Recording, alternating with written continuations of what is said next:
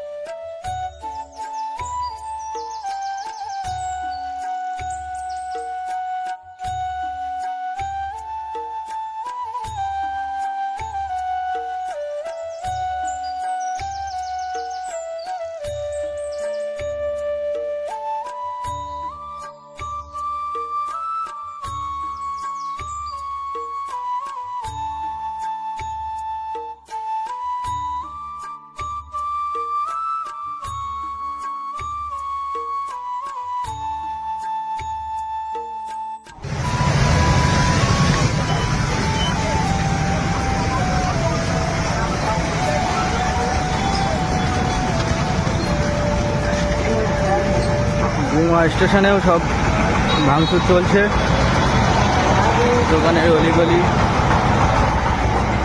বেশিরভাগই সব ভাঙা হয়ে গেছে। উপরে করতে পারি আমরা এই অবস্থা, আমাদের তো কিছু করার নেই।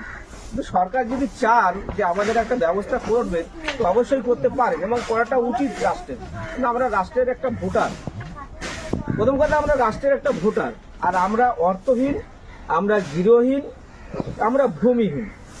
তো সে মতো অবস্থা আমরা সব কি করতে পারি?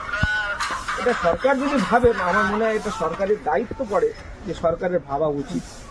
আমি জানি না আমাদের ভারত সরকার এবং রাজ্য কি করতে পারে, রাজ্য সরকার কি করতে পারে আমি জানি না স্যার।